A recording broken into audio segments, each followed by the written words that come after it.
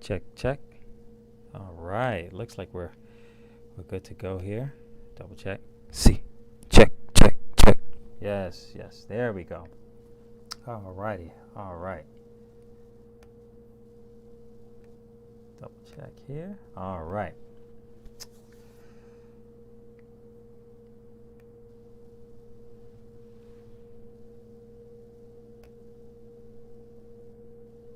All right. Let's get it in, guys. Hello, everybody. How you doing out there in the internet world? Thanks for stopping by and hanging with me. You're here checking out Piercing Through. My name is Dr. Doug, and here we're going to be reviewing some music videos. We're going to also be checking out some art here and there. Also, and reviewing some tech and its effects and impact on the arts as well as society. And of course, we'll be examining culture. All right. So, before we jump in, let me take care of a couple of things here. First, I'd like us to make sure you like, share, and subscribe the video.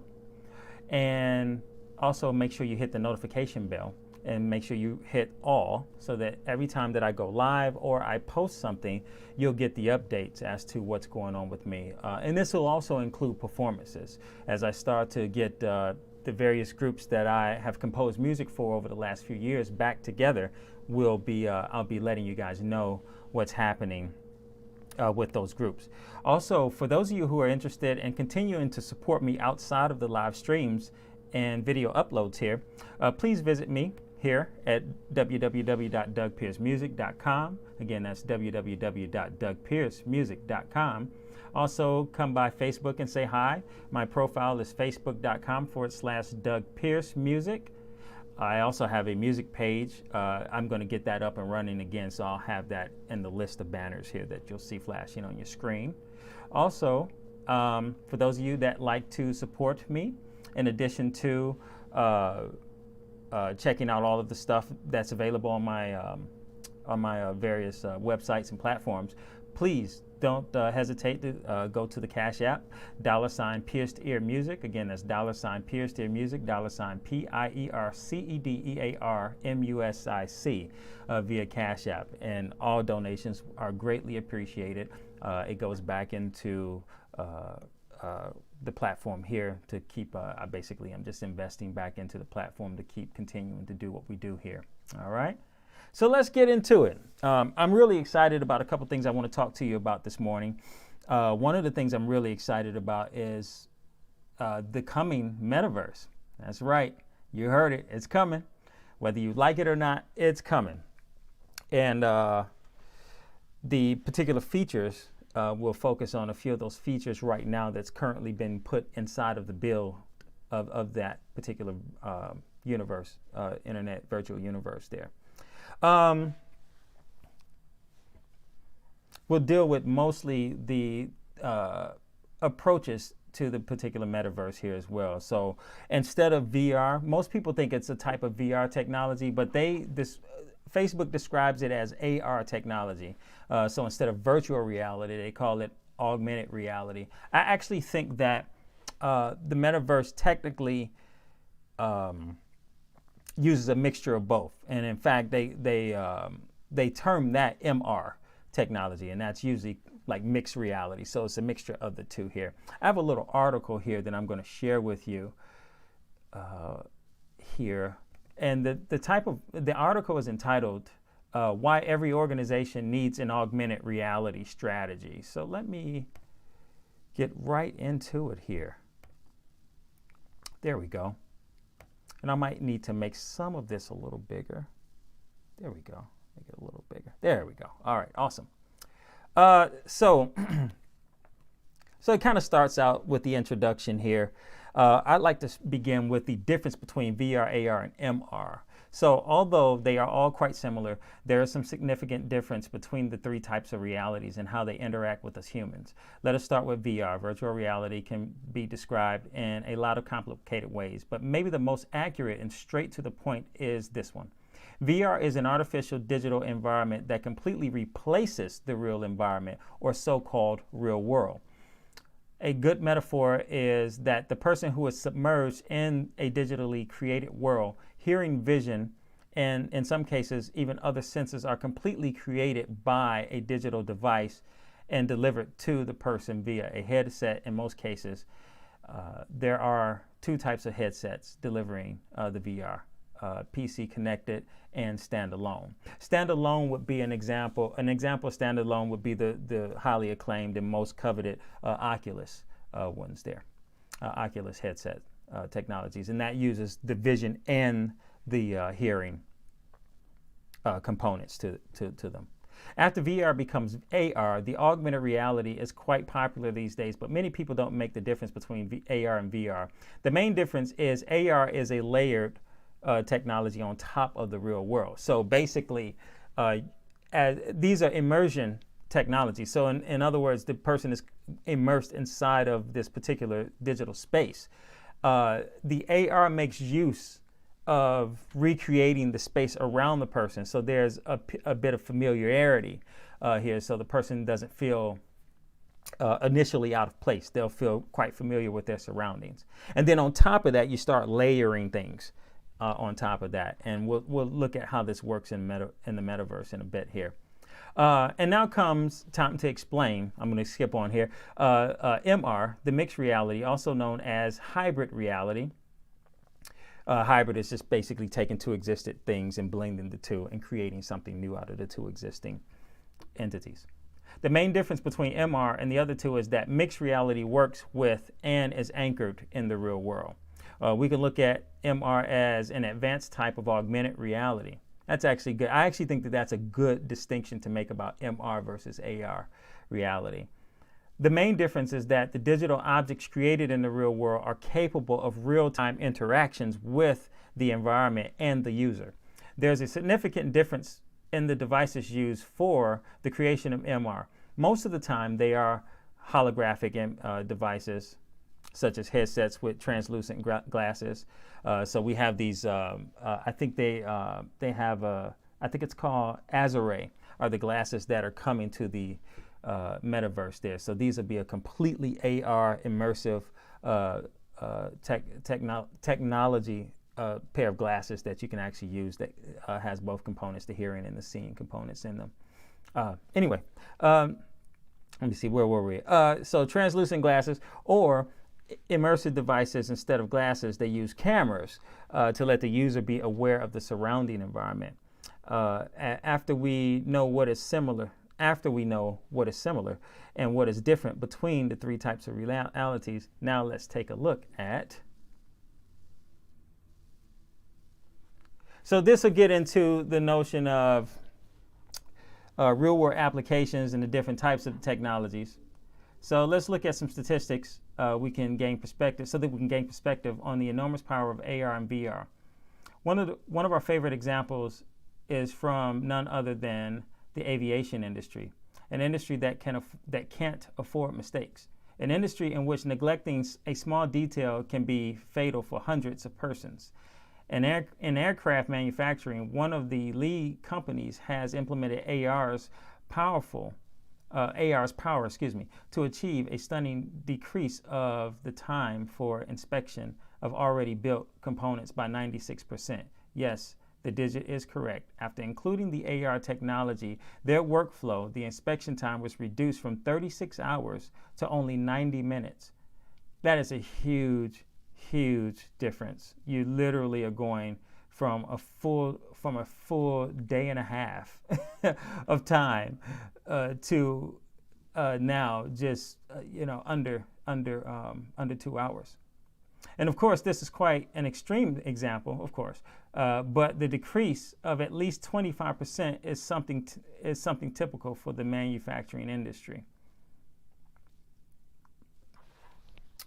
The interesting fact is that AR actually can provide something similar to X-ray vision that is really helpful in the education industry, but not only.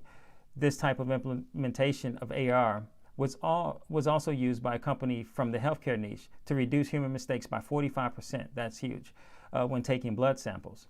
But this is necessary. The innovative company decided to project a map of the patient's veins into his forearm so the medical personnel can take the blood samples much easier. The same aircraft company from earlier decided to leverage the power of AR not only for manufacturing process, for the manufacturing process, but also in the education of the new company recruits. They use AR to let the new trainees assemble an aircraft wing with 30 parts and 50 necessary steps. This is interesting because I used to actually work at a company that puts together exhaust components for large equipment that's used either in the construction field or in the transportation field. And in this, they actually have implemented a version of this, not fully with the headsets or anything like that, but a version of this is it's still in the 2D stage, but they are getting ready to expand that so that they can have more accuracy with assembly for the assembly of these exhaust engines. Because when things aren't assembled correctly, they have to go all the way back. They have to backtrack all of the steps, and sometimes those steps can be exhaustive. Pun intended, or not intended. So those steps can be very long. It's a long process. You can have anywhere from at one station 40 steps, and then you can have 30 more steps in another station, and then 20 steps in the last station before it goes to the line for inspection.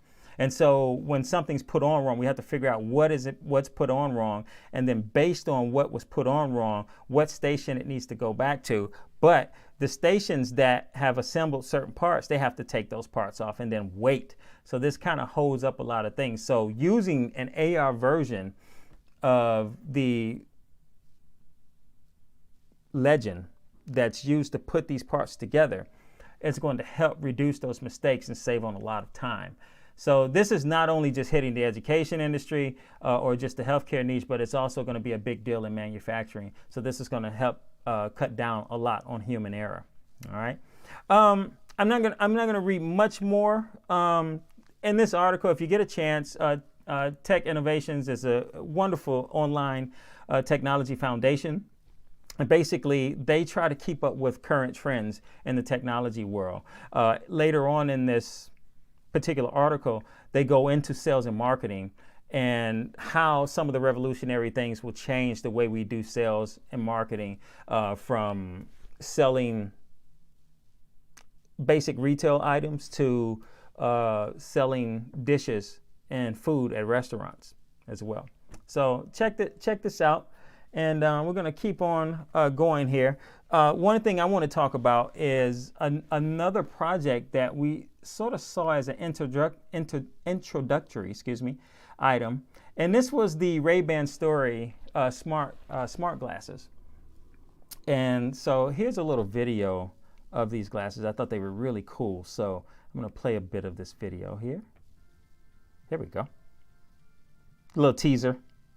Ray-Ban sits at the intersection of fashion and innovation, which is why today is so special. With Ray-Ban Stories, you can capture photos and videos, listen to music or podcasts, or take phone calls without even taking out your phone. Ray-Ban Stories is available today, starting at $299. Okay, so nice little teaser ad there for them. So for $300, you basically can. There's a safety component to this also. So you basically can get a pair of glasses that you can do your online conference calls, you do your FaceTime that you normally would do via your cell phone, via Facebook. But now that technology is implemented in the glasses, and then you can also play music. And eventually, what's going to happen with the Azure glasses that are coming for the metaverse, you're going to be able to do all kinds of stuff, play videos, play music, do conference calls. There's a lot of ambient technology associated with the headset, with the glasses and camera components in it. A lot of strokes and tapping techniques that'll be used to be able to do layers and layers and layers of menus, as well as other little functions that are very much a part of the actual technology associated with the metaverse here. Let's go on to, there's a little video, there's an introductory video here that gives you a chance to see the build that's starting to come forth via the metaverse here. So this isn't a completed build, but it kind of gives you an idea of what's to come so far. The graphics aren't that great. Of course, gaming console and PC video game engine graphic technology is way more sophisticated and more advanced. And I'm sure at some point, I'm just projecting here, but I'm sure at some point that those engines will somewhat be implemented into the metaverse here. But let's check out some of the things that Mr. Zuckerberg has to say about the metaverse here. Let me go over and share this particular tab here.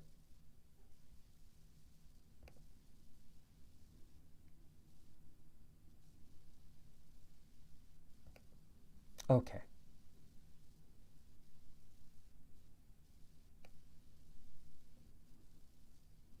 Alrighty, and of course, fair use, fair use, fair use. There we go. All right. Adopt a new company brand to encompass everything that we do. To reflect who we are and what we hope to build, I am proud to announce that starting today, our company is now Meta. Our mission remains the same. It's still about bringing people together. Our apps and their brands, they're not changing either. And we are still the company that designs technology around people. Hey, and welcome to Connect. Today, we're going to talk about the metaverse, starting with the most important experience of all, connecting with people.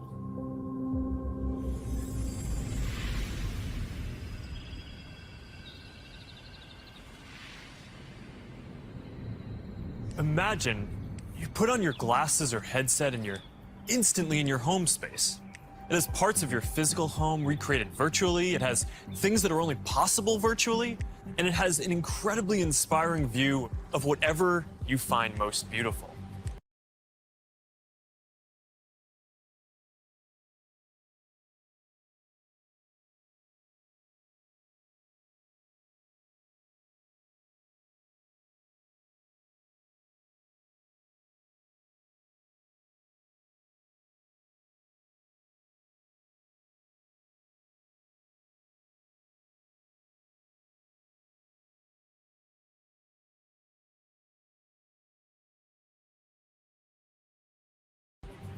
Hey, are you coming? Yeah, just gotta find something to wear. Hey, what's up, guys? So you're like, okay, this sounds like a great, untapped, lucrative, business opportunity, but, who is my potential?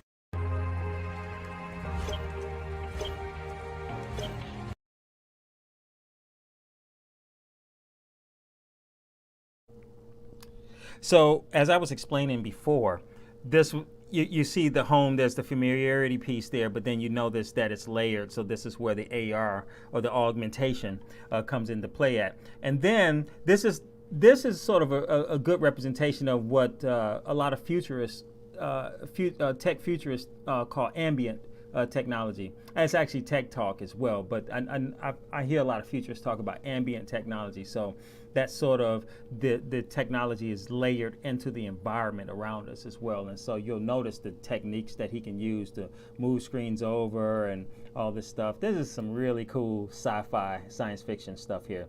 So check it out. Let's keep going. Fair use, fair use. All right, perfect. Boy. Oh, hey, Mark. Hey, what's going on? Hi. Mark. What's up, Mark? Whoa, we're floating in space? Uh-huh. Who made this place? It's awesome. Right? It's from a crater I met in LA. This place is amazing. Boz, is that you? Of course it's me. You know I had to be the robot, man. I thought I was supposed to be the robot. Whoa. I knew you were bluffing. Hey, wait. Where is Naomi? Let's call her. Naomi. Hey, should we deal you in? Sorry, I'm running late, but you've got to see what we're checking out. There's an artist going around Soho hiding AR pieces for people to find. More of that ambient technology. 3D street art? That's cool. Send that Really, link over really so we can sick. all look at it. This is stunning. Dude, that is something. That's awesome. I love the movement. Wait, it's disappearing. This is amazing. Hold on, I'll tip the artist and they'll extend it. Wow. Privacy and safety need to be built into the metaverse from day one. You'll get to decide when you want to be with other people, when you want to block someone from appearing in your space, or when you want to take a break and teleport to a private bubble to be alone. You're going to be able to bring things from the physical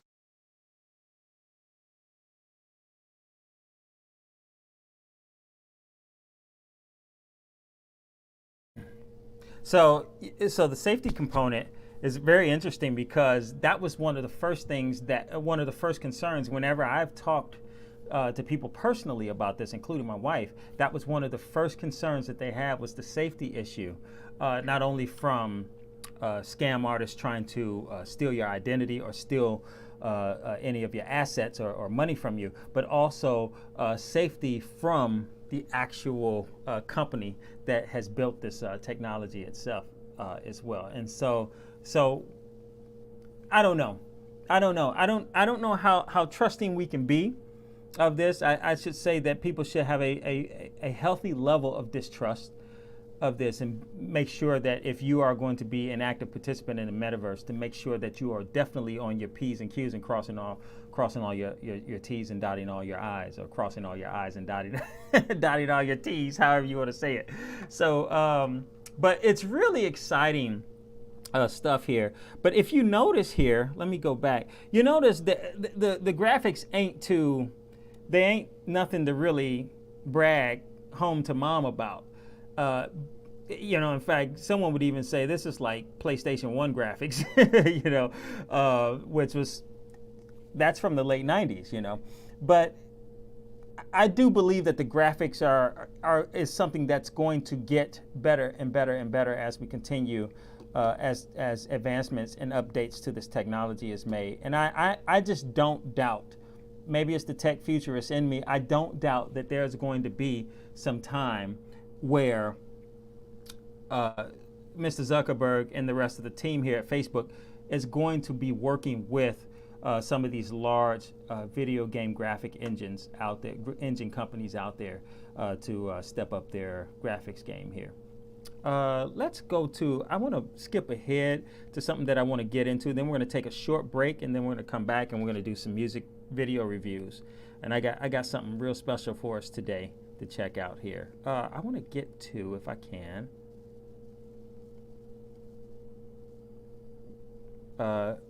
here we go. Some of the developer services and how to deal with fees here. Let's see. And just an example of this. So there's a scene here where a young lady is going to a concert. She's physically at the concert, but her friend is virtually at the concert and via the AR technology. And they're able to do all this interacting and everything. And it's pretty dope. It's a pretty dope approach to even concert going. But nothing to replace actually going to a concert, though. Here, check this out. Environment. We plan to continue to either subsidize our devices or sell them at cost to make them available to more people. We'll continue supporting sideloading and linking to PCs so consumers and developers have choice, rather than forcing them to use the Quest store to find apps or reach customers.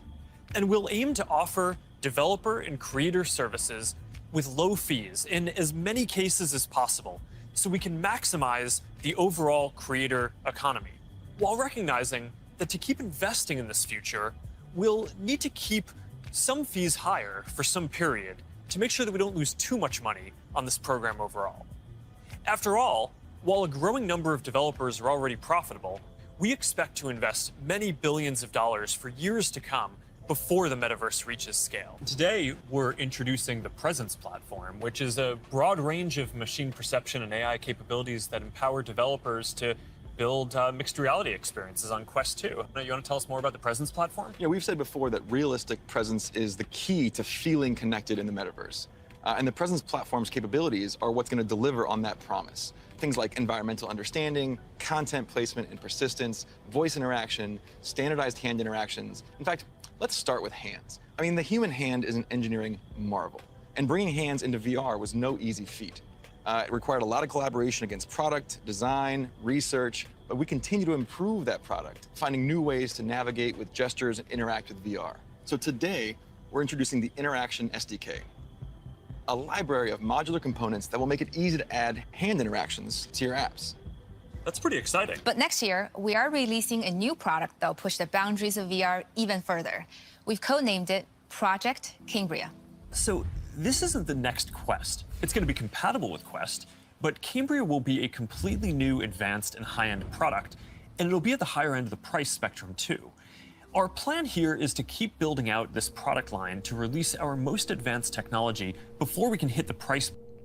Project Cambria, those Project Cambria, those particular AR headsets are going to probably be $1,000 easy, no doubt. But they're going to be super dope. So I'm almost to a point where it's like, yeah, it may seem like it's not worth it, but I think the experience that you'll get from using them is definitely going to make them worth it. And it's just going to be a small investment at that point. It's just going to be a mini investment. Points that we target with Quest. All right, so let's talk about some of the new advances here. Yeah, sure. There's a ton of new tech going into Cambria. For example, your avatar will be able to make natural eye contact and reflect your facial expressions in real time. This way, people you're interacting with will have a real sense of how you're actually feeling. It does mean building more sensors into a form factor that's comfortable to wear for a while. And because we want VR to be for everyone, we also have to make sure avatars represent a diverse set of human facial features and skin tones, as well as paying attention to things like glasses and beards that might get in the way of some of the sensors. So that's going to be a big step forward for social presence, and I'm really glad that we're focused on making it inclusive from the start. Now, what about unlocking more mixed reality experiences? I mean, So what's kind of funny about this inclusive thing, I actually personally think that the inclusion or the inclusiveness aspect of the avatar thing is a good thing to give people the option. But then what if all the black guys just choose to be white guys or Asian guys or just be aliens? Because you're going to have that as well. This is not necessarily just only representing the realistic aspects of an avatar or creating an avatar. This is also going to get us into, there are people who make avatars out of anything. The person can be a brick and with arms and legs. As you saw, one of the characters before was a robot. So the robot, it's just a red robot, unless you want a black robot or a white robot. But I mean, at that point with avatars, being able to choose whatever avatar you want, it's not going to really matter as much. So, I just kind of wish they just focus on making sure they make everything as available as they can, and people can just choose whatever the heck they want to choose, So here we go. Fair use. Moving on. Let me see if I can find that concert that the young ladies went to. That's what I wanted to get to. Oh, you know what? This is a clip on okay, so it's not in this clip, but if you get an opportunity, go to, let me see, there is a Facebook video on Facebook that, give me 1 second here, that from start to finish is about an hour-long video. That was about 10 minutes worth of the entire video. It's about an hour-long video, and it kind of gives all the introductory information that's going into the coming metaverse here. A really cool video, but there's a concert scene in the video where they talk about shout out to my brother Dr. Thunder in the chat there. You already cooking.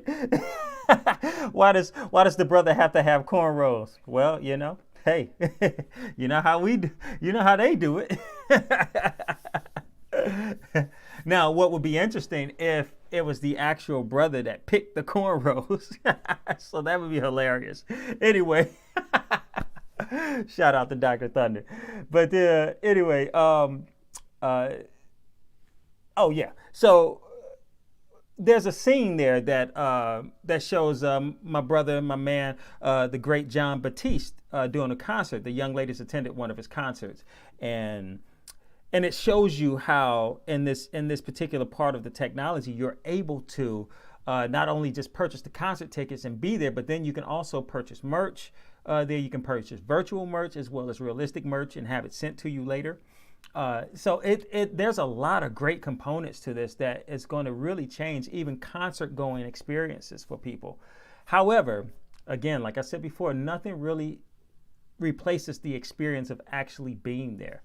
What I would find really interesting, because we're already starting to see this sort of technological interaction between performers and massive audiences at concerts, is how we can actually make this technology transform the concert itself while you're at the concert. That would be pretty awesome. And especially when we start getting into like holographic technologies and being able to offer that on the stage, and for people who have their units with them, they're able to see it in an augmented reality, and those that are still there without their units being able to still see it and bear witness to the holographic technology. But then you have that extra component by being able to experience things and be able to touch things and interact even further digitally with those things. So that stuff would be really, really cool. One of the things that I like to kind of piggyback segue back to in terms of the why every organization needs an augmented reality strategy, one of the things for music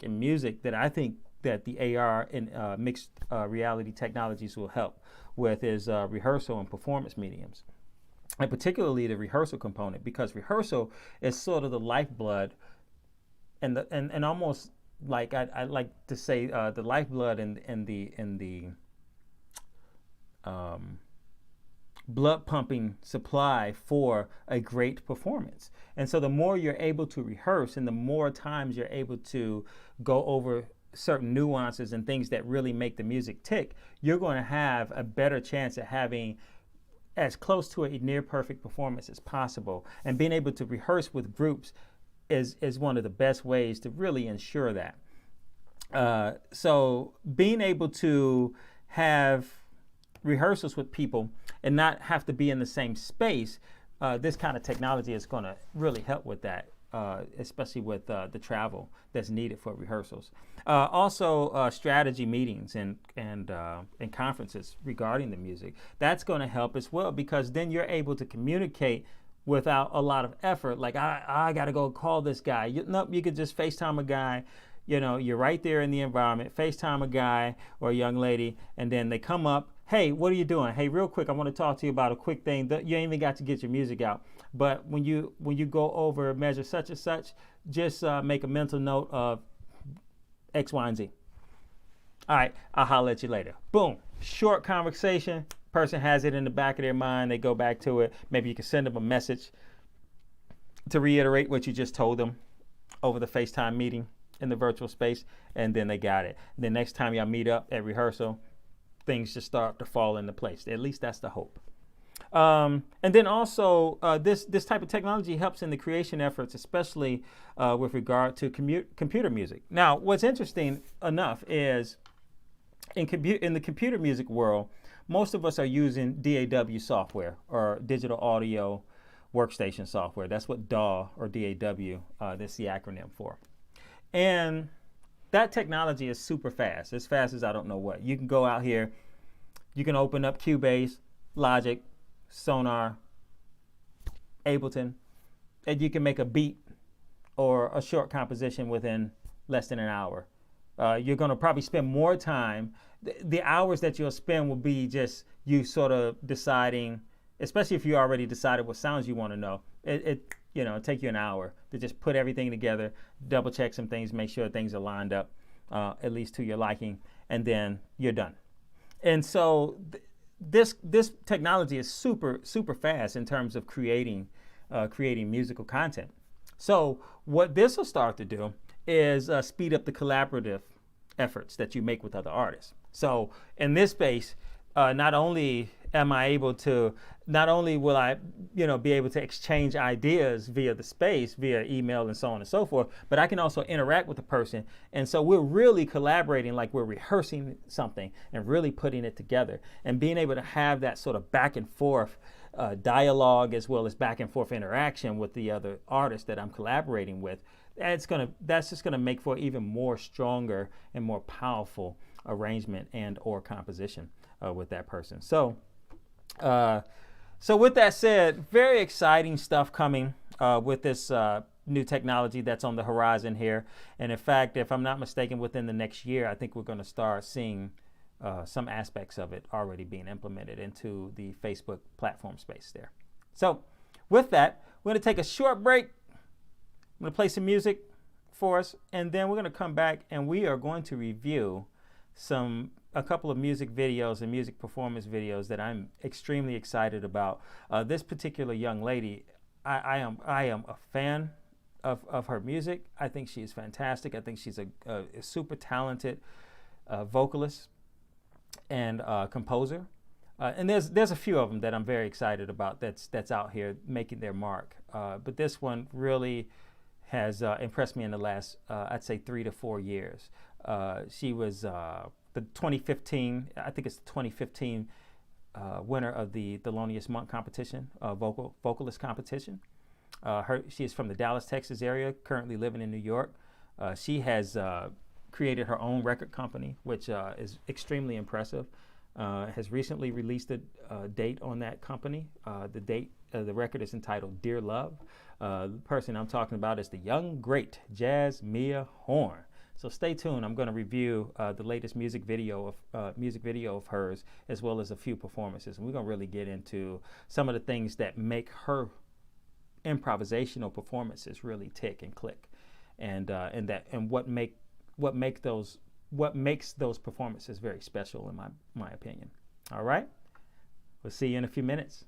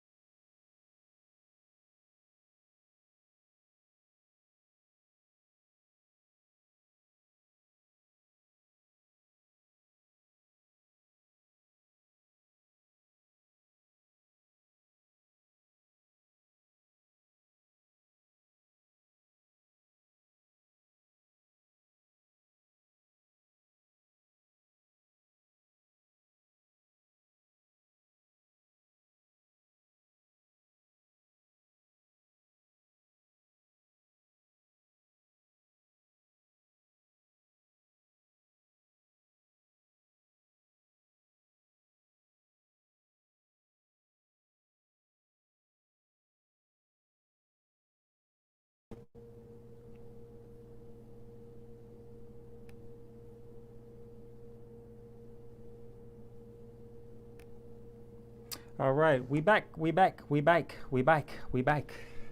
All right, sorry about that. I'm having some issues with the sound here, so I'm gonna work on that as we continue to go on here, and I'll get that fixed. So sorry about that, guys. Try to play some good music for you, and then it's just like a not so great audio version of that. But we'll work this out. So let me get into some of the video here that we're going to be checking out here. And here we go. Let me see here. So the young great Jasmia Horn.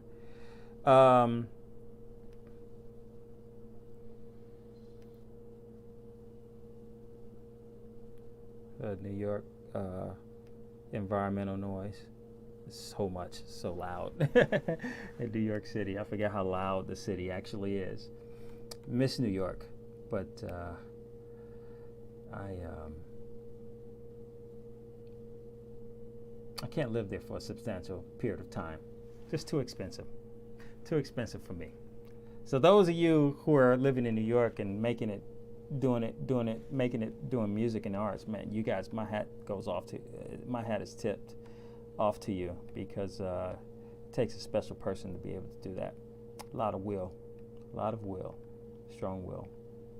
All right, let's take our time. Now, what's really cool about this video also, and shout out to Jasmia here, who is a completely independent artist. She is punching her own ticket. She is the executive producer of this video. She also has put the band together. She's done the arrangements. She's composed the music and done the arrangements for the band. The band is a large ensemble group, so it's a small big band. It's a 13-piece big band. So what you have is the wind forces are 4, 3, and 3, and then 3-piece rhythm section. So that gives you 13 pieces. A typical big band is anywhere from 16-piece to 19-piece. So 16-piece big band is 3-piece rhythm section, 5 woodwinds, 8 brass wind, 4 trombones and 4 trumpets. And then you get the 19-piece big band. You add a 5th trumpet and a 5th trombone, and so, and there you have all the forces for a large big band. So in this case, we have a 13-inch small big band. Beautiful composition called Let's Take Our Time, very romantic sounding piece. And the cool thing about this is the piece is in B flat, but it has a wonderful introduction. And the introductory material, very Basie style, early Duke Ellington style approaches to the introductory stuff. And I just really love the way that she shapes the harmony along with the lyrics of the piece. Pitch accuracy is amazing. She's hitting certain notes that are centered in the center of the note, and they're just great note choices against said harmonies that are being played behind her for support there. So here, let's jump right into it. Here we go. Let me share this with you. Okay, let's do the tab. Share tab audio. And let's get into it. Here we go.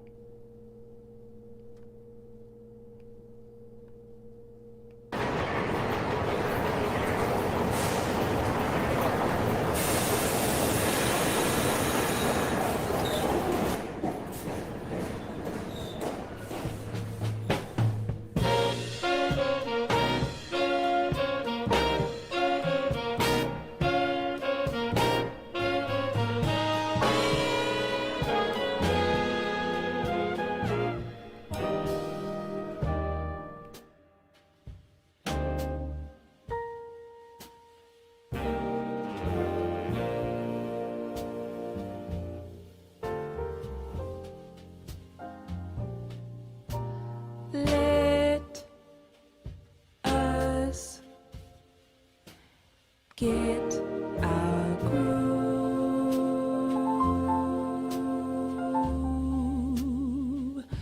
before we commence to move. Love, let us take our time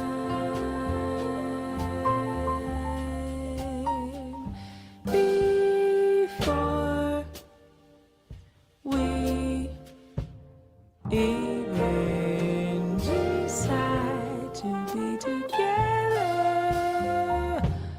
Oh, let's keep the pace with what we know about the past. We don't have to go too fast. Our future depends on what we do for now.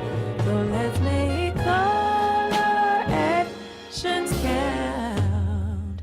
Create our own vibe.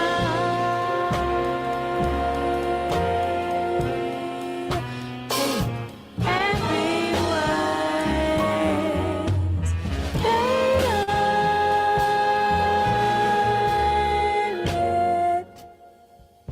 Let us realize our strength and our purpose in life.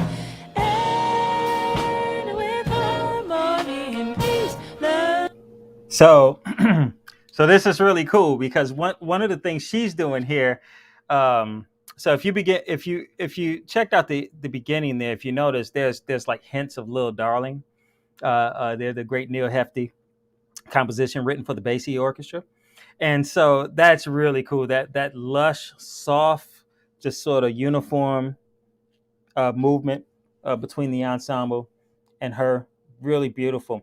But what's really cool is just her, again, the note choices, just being right in the center of the pitch.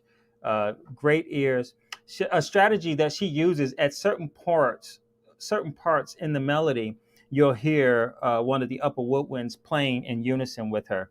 That takes a lot to get that stuff in tune, especially for I think it's soprano sax there, and to play those notes in tune. It just really takes a lot. And yet here she is doing this with with just, she's making it look easy with very little effort. If you notice, now we're getting back to the intro, the stuff from the very beginning of the tune. And so she goes to a beautiful key, which is a minor third away from the original key, B flat. She goes D flat. And so then it's really interesting to see how she works herself back to B flat. So let's go through some of these transitional chord changes that she uses, transitional chords to use to get back to that intro, to set us up, to bring us back into the intro. And check out when the intro, or excuse me, when the first section comes back together outside of the intro recap here, it's going to almost come out of nowhere. So you have to be ready for it, because it's not like the end of an 8-bar phrase and then boom, it's right there. It's like, I think it's like a 6-bar phrase, and then all of a sudden it just bleeds at the tail end of the intro right into the actual beginning A section as a recap here. But let's go back to some of these transitional things here. I'm not going to give you too much of the secret sauce. If you want that, you need to cash at me. I could tell you what this stuff is, but yeah, I can't get that to you. Not only that, but again, that stuff is this is the stuff that it's like the wiring of the compositions.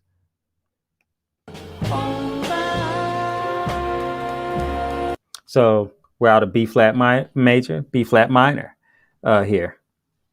I'll give you that one. Get that one for free.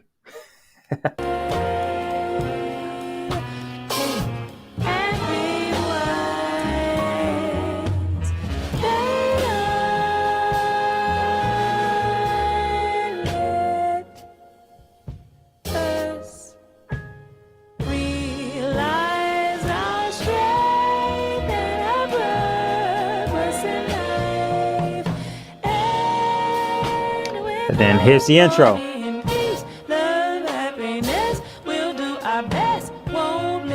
Here it comes. Here it comes.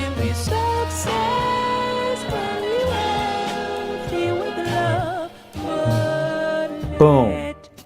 So it's just like right there. So it's not like, and this is actually different from the intro, because I actually think in the intro you get a rest of that last chord, and then it's downbeat, boom, where you normally expect it and feel that where lets come in. And right here she kind of throws you off a bit because it's almost anticipated here. Just really, really cool stuff here.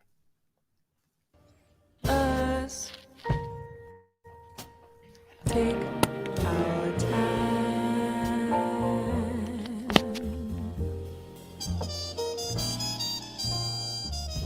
Dark, gazing eyes meet between bouncing walls, where quick feet dance and smooth hips sway. Lips say, hey. And familiar sounds start floating around, pleasantly present and alone, without phones, just be. Intertwine the intellects of minds, and deep conversations begin to heal and reveal what is needed to nurture and grow.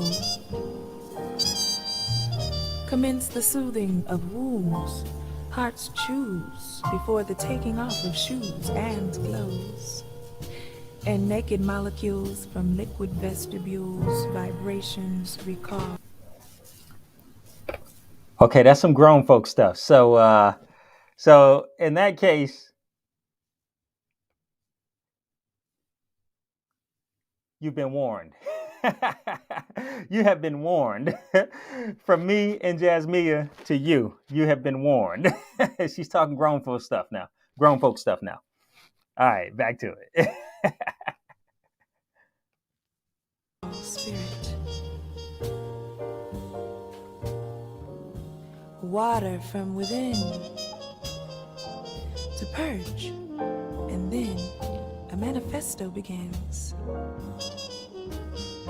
Thoughts of harmony and balance, visions of power and love, feelings of appreciation, moments of elevation.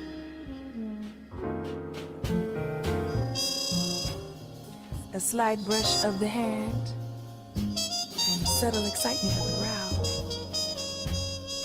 Above those dark, gazing eyes, where two left brains negotiate logistics with two rights. And on this night, she said to herself, he could be perfect.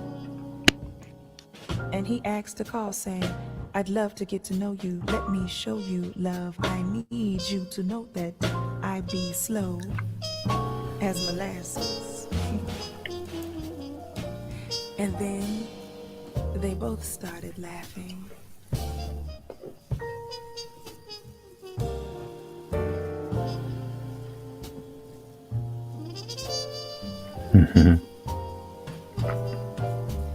Let us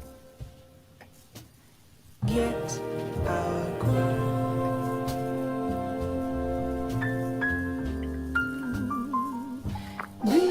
before we commence to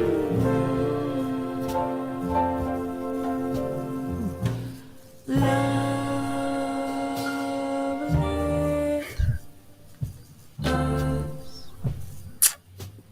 Take our time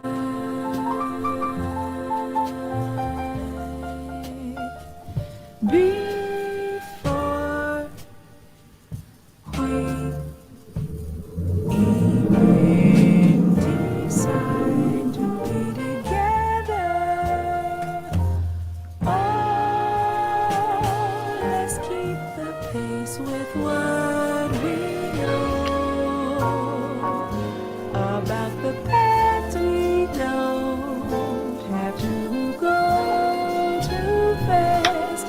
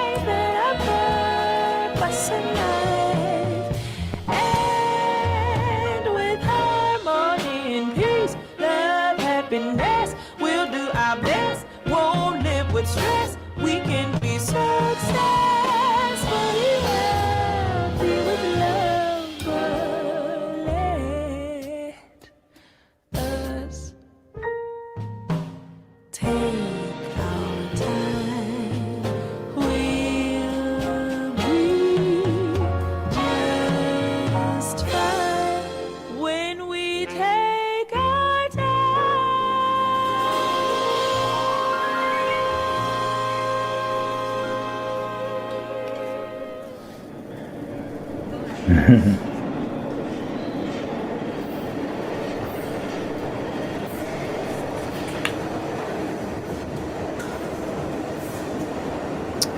out to BKN Films. And also the brother that was dancing and choreographing. Shout out to Jasmia. You know, if you get a chance, go out, check out her YouTube page, The Artistry of Jazz Horn. And there they should send you to her website, Empress Legacy Records. Is her website there. Just absolutely wonderful. Great stuff. One second here. So one of the things that I find really cool about her singing, give me 1 second. Again, the pitch accuracy, and then note choices, just choosing, you know, like she ended that last song on the ninth, which is a color tone. Just really, it's a really pretty note to end a piece on, whether it's a major or minor chord. In this case, it's a minor chord. And so it's just really pretty, beautiful way to end the piece here. I'm going to go into another thing of hers, another performance of hers. And on this one, I'm going to talk about the drum specifically and the piano and sort of the relationship between the two. And we'll just make a couple of observances that are really cool. This is a great performance. The pianist is, for those of you who are in the know, I have to say it like this because I got kind of a bone to pick with some of our young musicians, not knowing who the hell certain artists are that are associated and are part of the history of this music, but yet they listen to it and want to play it all the time, but don't want to learn about all of the artists that are associated and that have come and made high level music with this. And I get it. A lot of people want to deal with who they like, and that's fine. But a lot of times you have to kind of stretch beyond that, beyond who you like, for the sake of developing vocabulary. And you have to go to people that you're not familiar with and really spend time with them. But anyway, I digress. The gentleman's name is Keith Brown. He's the son of great jazz pianist Donald Brown, who played with everybody. Just played with everybody. You know, you just think of, you know, he's during the late 70s and early 80s and throughout the mid to late 80s and 90s. He was quite the session player on a lot of people's projects, as well as a great touring pianist with a lot of artists associated with the music. There are a lot of people that kind of, he's a Memphis, Tennessee individual. So he kind of comes out of that Phineas Newborn school of pianists that sort of came through that area. And so, Donald Brown is ridiculously incredible. And I had no idea that he had a son that was just as incredible out there and on tearing up the New York scene as well. But this is Jasmia again. The group is phenomenal group, but I wanted to talk about the drums because there's something that I've always been a fan of with drummers, and I call it the snap and pop approach to playing drums, especially modern jazz drums. And this gentleman that's playing drums is a residency mate of mine. We were in the Betty Carter Jazz Ahead residency in Washington, D.C. at the Kennedy Center together. His name is Jeremy Bean Clemens. Call him Bean.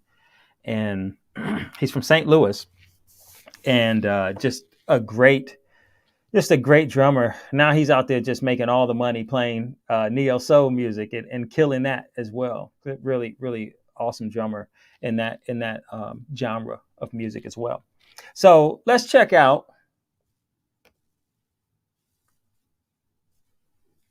our sister Jasmia singing another one of her beautiful originals entitled "Free Your Mind." And this is a great recording. It's a live recording. You can find this usually on the, for that. You can usually find this on the SF Jazz channel. It was a part of the SF Jazz concert series. And so she was one of the artists that was featured And let me share this. Great tune. Great tune. There's a couple versions of this tune that I love. This one, of course, and there's also a version with a small ensemble that she put together with two horns up front with the rhythm section and herself, and then Josh Evans, great trumpeter. Josh Evans plays a solo to this, and it's phenomenal. It's absolutely phenomenal. Here we go.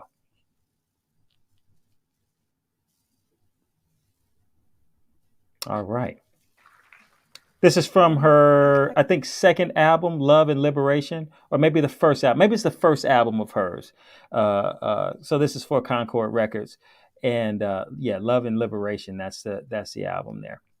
Here we go. To now do a song from Love and Liberation, which is my sophomore album that has yet to be released. Oh, maybe it's the second one then. It will be out. Second album.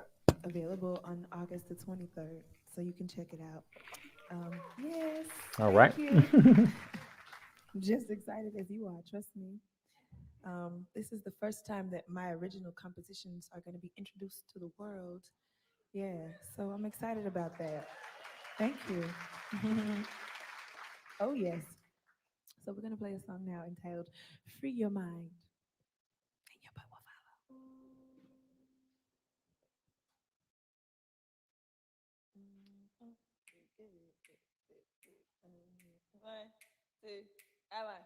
Free your mind and let your thoughts expand. Take your time, only on your command. Free your mind, just let your thoughts expand. Just unwind, look to your promised land. Don't hold on to hatred, that can be a heavy load. You can't be free, lifted, take you where you want to go. The pursuit of happiness is inside of you. Listen to your soul, be who you desire to. Free your mind, just let your thoughts expand. Just unwind inside child, woman, and man. Free your mind, just let your thoughts expand. Excuse me. Take your time, you will find love is kind and sublime when you free your mind.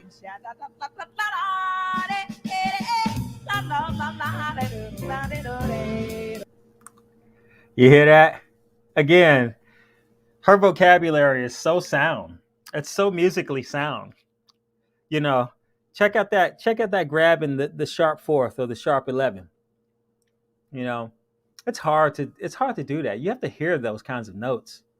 It's really hard. It's hard for instrumentalists to think of those kinds of notes, and to play those notes and to grab them like this. But check it out again.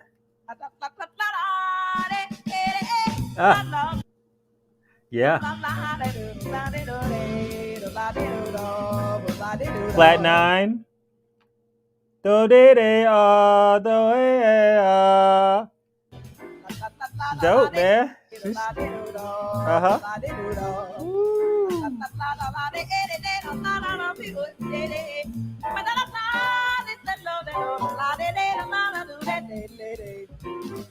Yo, there's also shades of the Mixolydian bebop scale here. Again, I'm telling you, this young lady's musically sound. Let me go. Check it out. Da da do de. Yeah, she knows what's up. She knows what's up.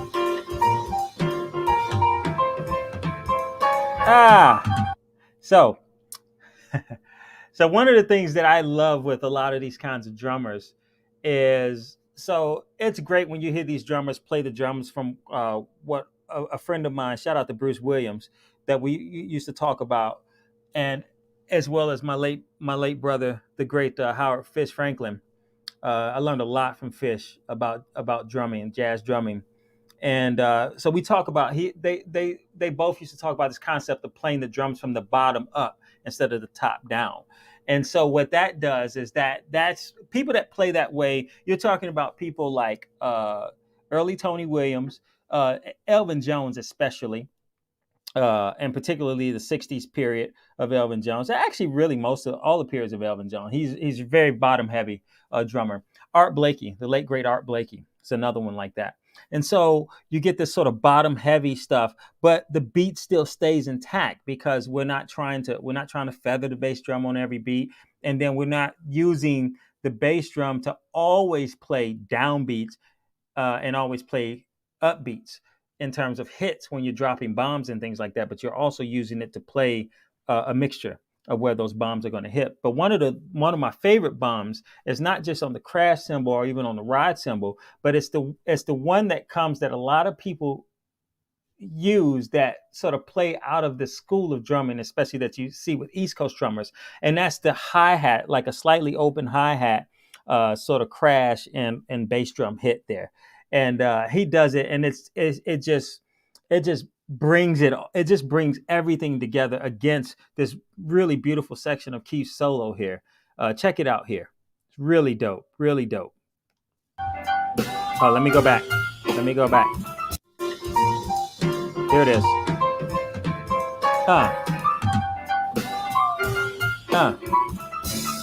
Right there. You see that? Boom, ba da boom, da da da da, ba da boom, bah. And just so it's so click. That's so killing. So killing. So killing. Check it out again.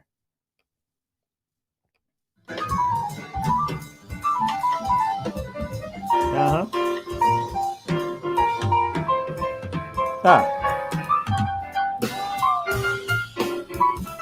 Woo.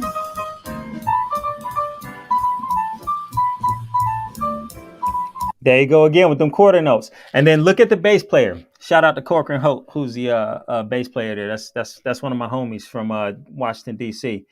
Bad cat. For those of you that love Kenny Garrett, this cat has probably been touring with Kenny Garrett for the last 10 years. So there you go. You like Kenny Garrett, you like Corcoran Hope.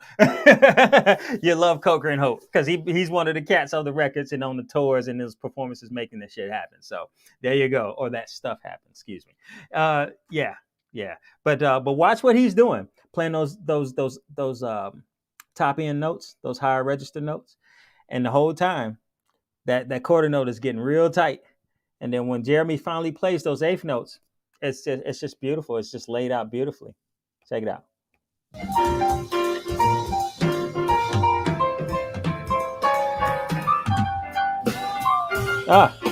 Even got to jazz Mia.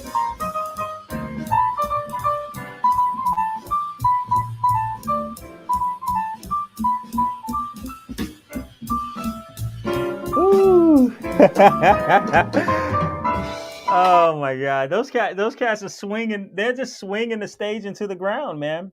Just swinging the stage into the ground. You get a chance, check out this particular performance here. This is actually on the Concord Records YouTube page there. Beautiful performance of this great tune. And then if you get an opportunity, there's a Jazz at Lincoln Center performance that she does of the same tune with the small group, and that features a great drummer from Philadelphia by the name of Anwar Marshall, who is absolutely ridiculous. If you like any great Philly saxophonist, any great Philly musician that we've gotten to know in the last 20 years, you've definitely heard Anwar Marshall in some capacity playing with them. Philly has some beautiful drummers. Shout out to the Lanham brothers out there. I used to work with Robert Lanham a lot in my big band, but his brother Byron Wookie Lanham is another one of those big fixtures on the Philadelphia jazz scene. Beautiful drummer. He plays a lot kind of out of this sort of school of drumming, but just super, super swinging and great drummer. But yeah, shout out to my man Bean, man. Jeremy Clemens, man. Bad cat. Bad cat. Anyway, I'm going to move to another one. Again, fair use, guys.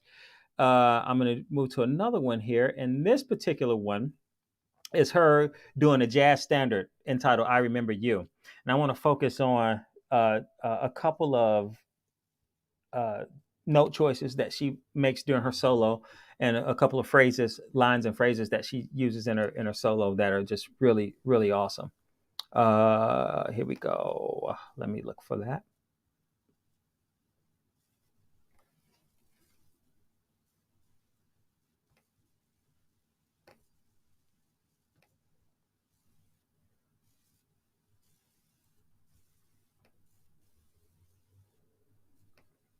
All right. Here we go.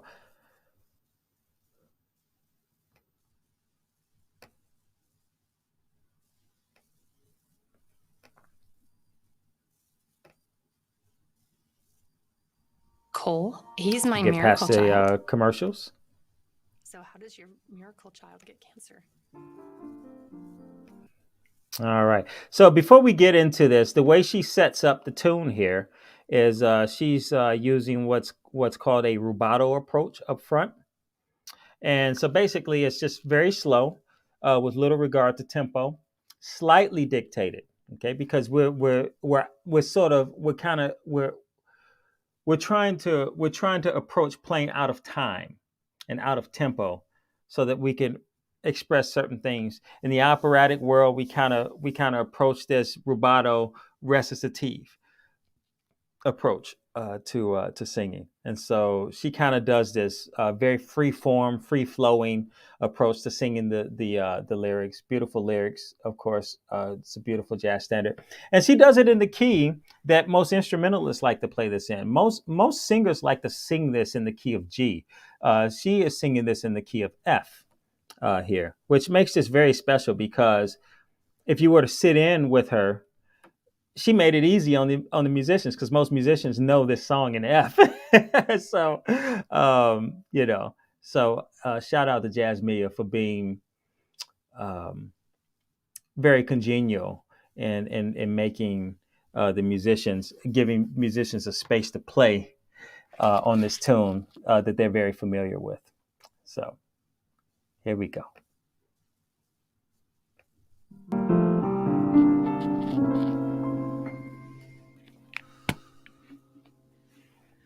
I remember you. You're the one who made my dreams come true. A few kisses ago, I remember you.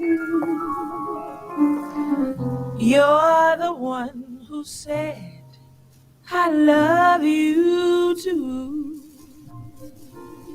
I do. Did you know? See, that's some style stuff right there. That's some style stuff. That's some personal style stuff there. Really slick, really cool, so cool. I remember too. A distant bell and the stars like rain. Drops fell out of the blue.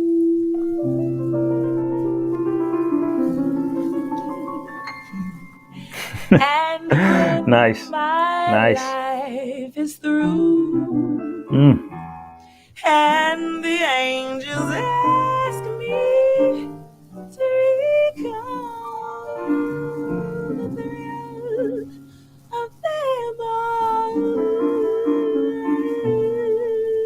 I'll tell them I remember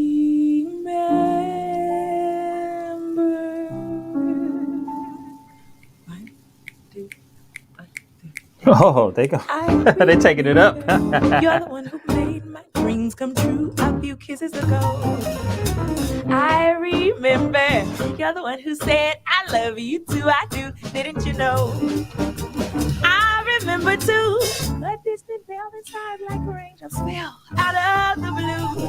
And when my life is through, and the angels ask me to recall the thrill of. Yeah, you hear that? When my life is through. She goes into that tenor space. This girl, I'm telling you, man, this young lady is something else, man. Check it out.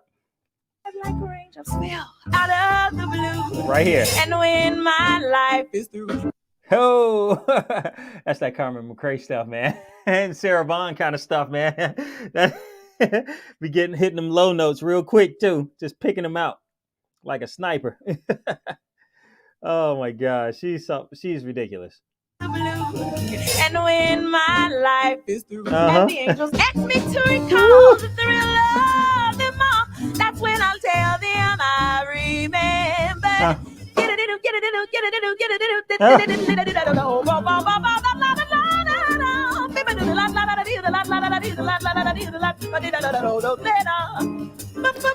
Now, this is interesting because during she actually anticipated the A flat major 7, and pianist was actually a little late arriving to it because he was playing some rhythmic stuff.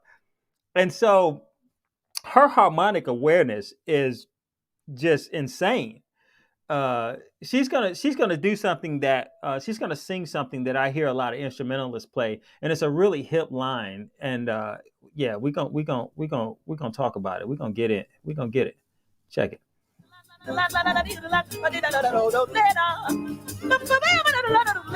Bird. That's Bird. It's Charlie Parker. That's Charlie Parker. Again, vocabulary.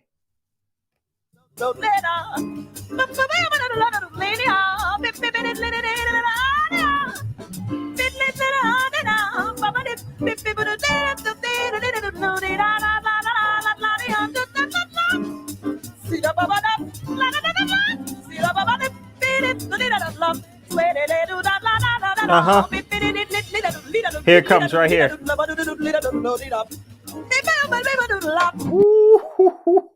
Watch out. Watch out. Here it is again.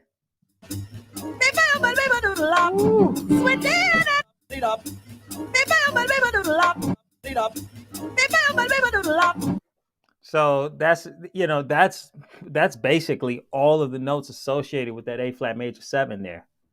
C, E flat, D flat, B flat, C, B flat, G, E flat to F, being the 13th.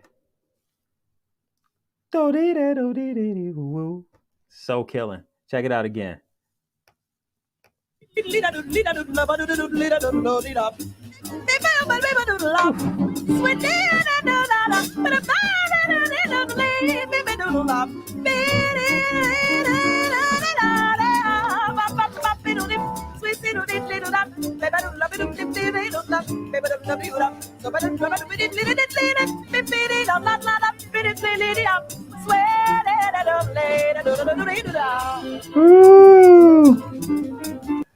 So there you have it, guys.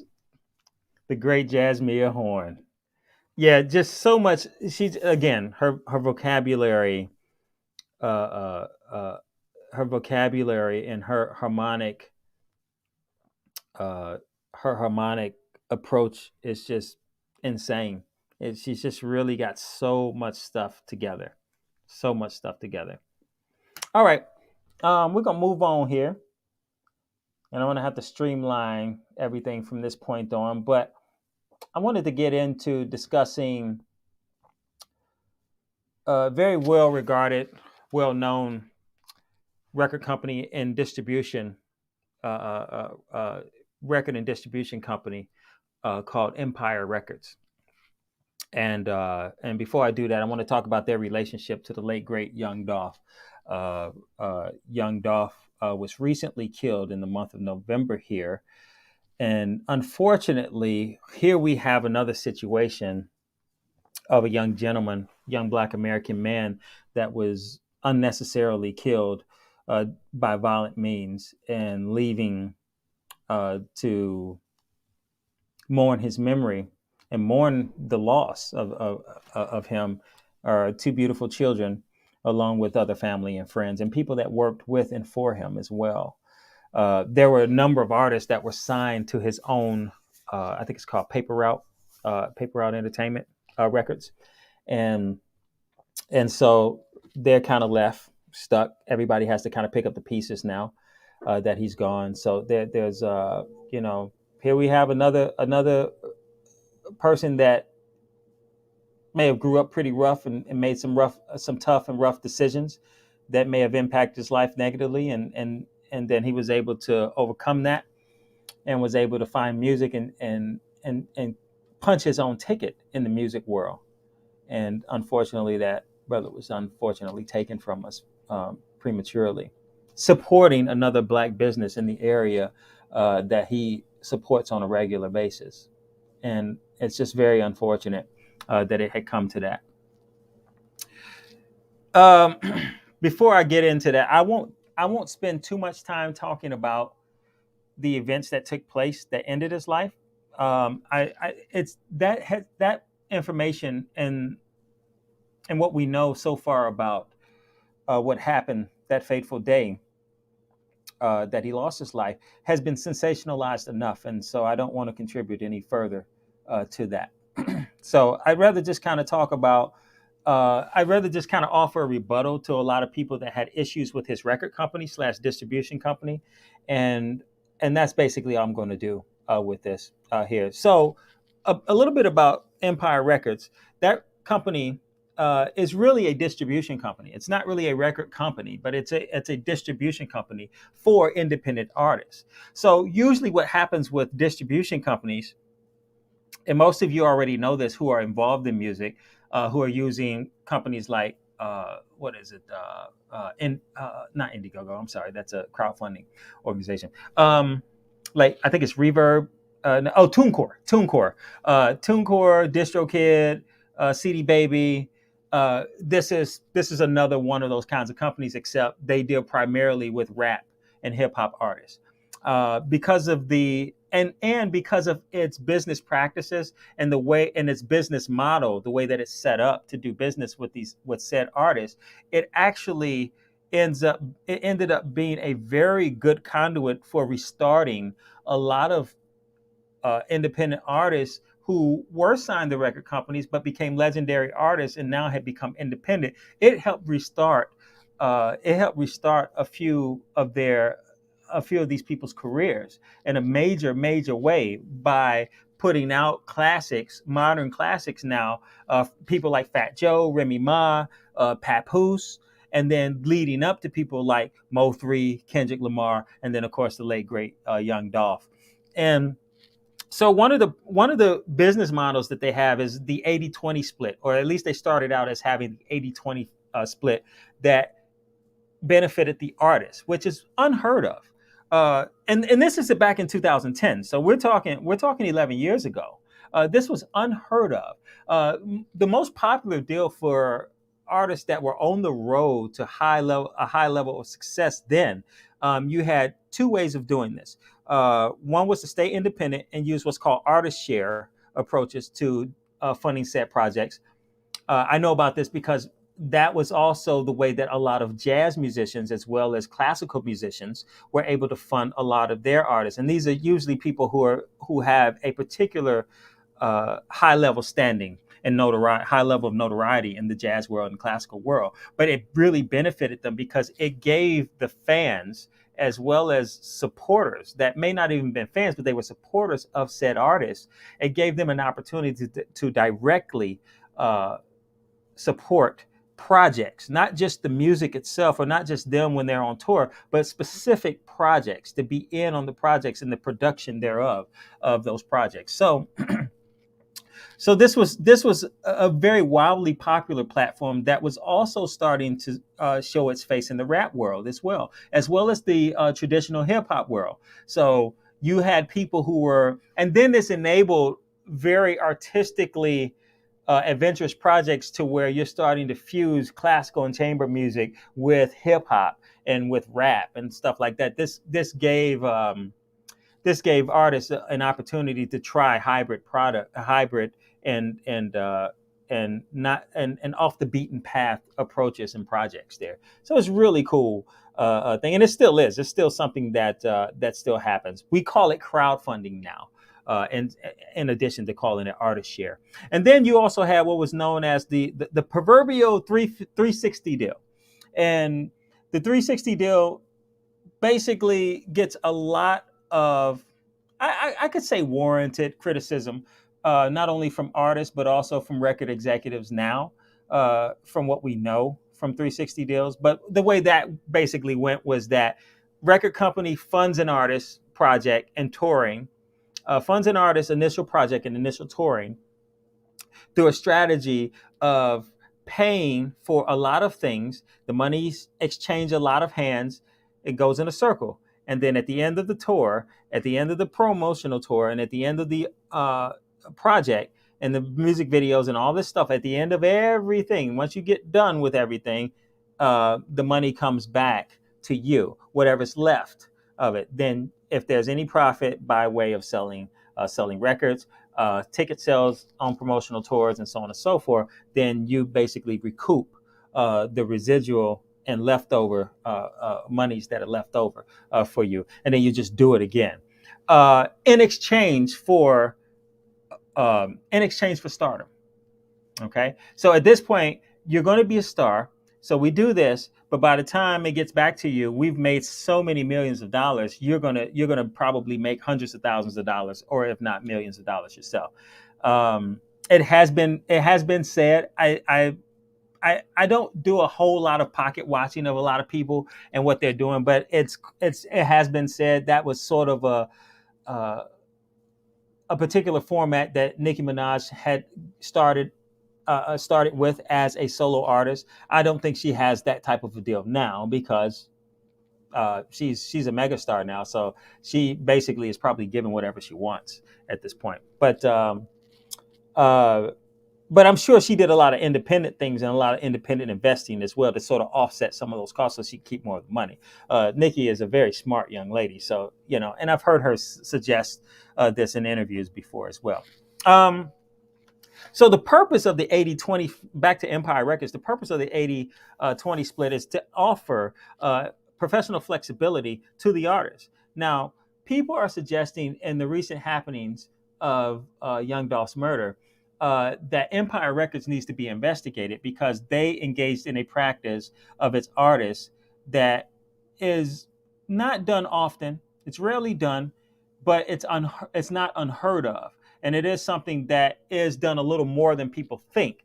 I just think that people they're looking at the optics of it and are suggesting that it is a really terrible thing, but it's really not. It's something that does happen, especially when you have artists that are signed to you for high-end deals that engage in what's called high-risk behavior.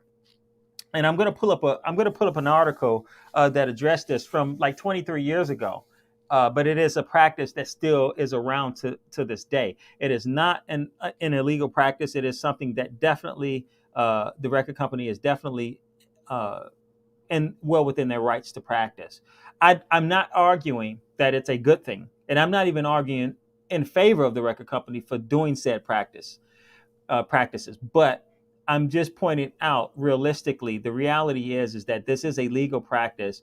And not only is it a legal practice, it is something that happens a little more than we'd like to admit or like to think. So they were saying that they needed to be investigated because it has been said or rumored that Empire has a life insurance policy that they had taken out on its artists. And that would include Young Dolph.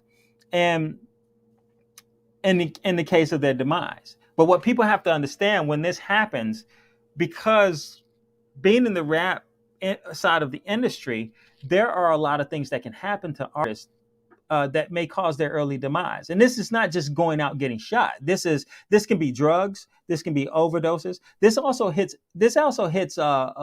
rock musicians as well. This is not just a rap thing. It's not just a black people thing. This had most of the rockers are still white artists.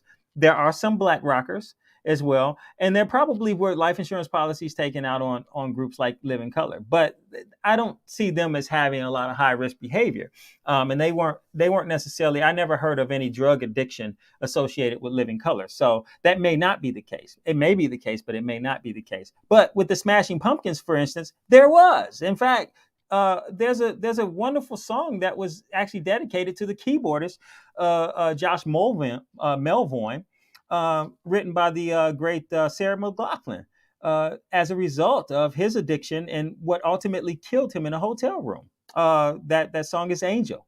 That song Angel is dedicated to the late great Josh Melvoin of the Smashing Pumpkins.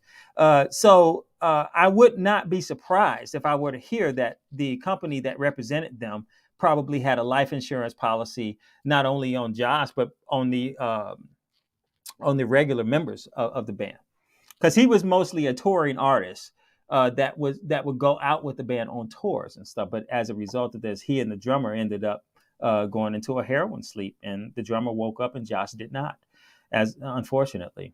And so that inspired the song Angel by the great Sarah McLachlan. But I digress. This is something that you have to remember, that record companies are companies. They are businesses, and they have to protect their interests the best way that they see fit. Because if you are a touring artist and you die before the tour is completed, we just put $10 million or $20 million into you, and we don't get that money back. So we have to recoup that loss some kind of way. And one of the ways to ensure that is, should this happen, we have a life insurance policy to help possibly guarantee not all, but at least some of the losses that have been that we've experienced because of the person's early demise. And the big thing is that the life insurance policy maybe not be the problem that a lot of people are having a certain amount of angst about, but it's probably the fact that the record company is listed as the beneficiary. But again, they are the ones that are taking out the life insurance policy and paying for it. I'm sure that there have been attempts to have negotiations to have family members and others be beneficiaries for the sake of the family. I don't know how successful those attempts were, but you can try and attempt to do that. But this is just what it is. I'm gonna and just as a case in point piece here, I'm gonna pull up an article from the MTV archives, and this has to deal with, I think his name is Richard Wilson. His real name is Richard Wilson, but AKA the late great Bushwick Bill of the Ghetto Boys here. And check this out here.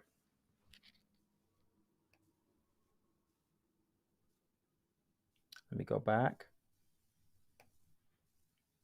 Okay. Like that little. Okay, so so it starts out. Legally embroiled gangster rapper Bushwick Bill may have earned a small victory last week when a criminal case accusing him of involvement in an altercation in a Houston nightclub was dismissed. Sorry, I can't read. Sorry, dismissed. But for him, at least it seems the war has just begun. A statement released by the rapper and his attorney, Ron Wilson, indicates he is angrier than ever at his former label, Rap-A-Lot Records, and the terms of his contract with them. And it makes it clear he has no intentions of letting the matter die. Bushwick Bill, born Richard Shaw, Richard Shaw, alleges that the label demands all artists on their roster allow the record company to take out life insurance policies on them with Rap-A-Lot as the beneficiary. Now, again, I'm not saying that I like the practice. I'm not even saying that the practice is good. I'm just saying that this is a way for them to protect their investment, so to speak. All right. I think it is unconscionable to have this type of clause in an artist contract, Wilson said in a statement. I think it often makes the artist worth more to the record label dead than alive. Well, in the arts, that's just the way that it goes. Posthumous art is always worth more than when the artist is alive. Artists are celebrated more when they're finally gone, especially if they were well known and had become loved. And even if their music and their art wasn't liked a lot, usually posthumously, we see it happen all the time, especially in the classical music world. Bushwick Bill, 32, currently is embroiled in a legal battle with Rap-A-Lot Records, New Tribe Records, and Virgin Records over his efforts to extricate himself from a contract he signed with them as a member of the gangster rappers Ghetto Boys and also as a solo artist. In the suit, he alleges he is owed back royalties, that his contract was never legal because it didn't have an end date, and that employees of Rap-A-Lot also assaulted him at a Houston, Texas comedy club after he notified the label, which he wished to be released from in his contract. The rapper is seeking $20 million in damages, which he never got. He never got that much money. I think there was a settlement, but I don't think it was for that much. Because if I remember correctly, before Bushwick Bill died, he wasn't in the greatest financial shape.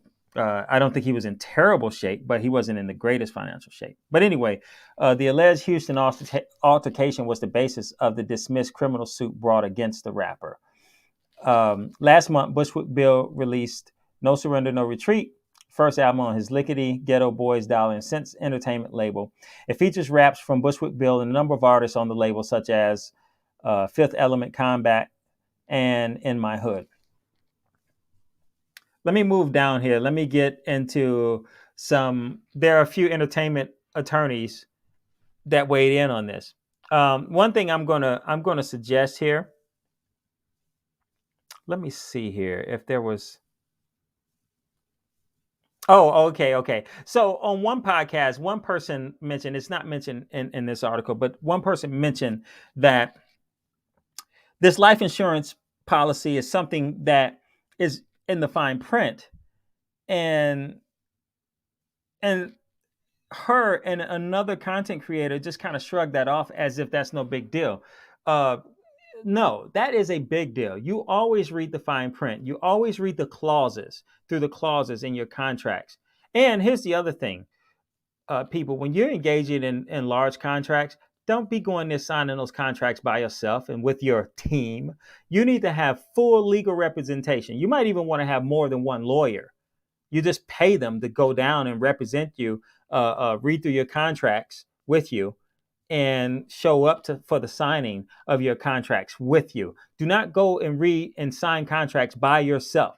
There's a lot of legal jargon in those contracts that you just don't understand because you're not a practicing lawyer. Practicing lawyers get paid. They understand this jargon. They get paid to understand it and to relay it and make it simple for us to understand so that we can make the best informed decisions. So never engage in that practice without having legal representation, full legal representation present with you as well before and during the signing. Okay, so here's a attorney sort of weighing in on the matter. Actually, this attorney is kind of a legend, Gregory Victoroff. He is a music industry attorney and also chairman of the Beverly Hills, California Bar Association's Committee for the Arts, an organization that released a book entitled The Musician's Business and Legal Guide. The clause, he says, the clause often is inserted in contracts where the artist may live the lifestyle or participate in recreational practices that are dangerous, Victoroff said. The label has a tremendous investment in the artist, he explained. And certain artists are subject to this kind of clause because of their risky extracurricular activity. As heartless as it sounds, it's just good business sense. Again, businesses are trying to protect their investment.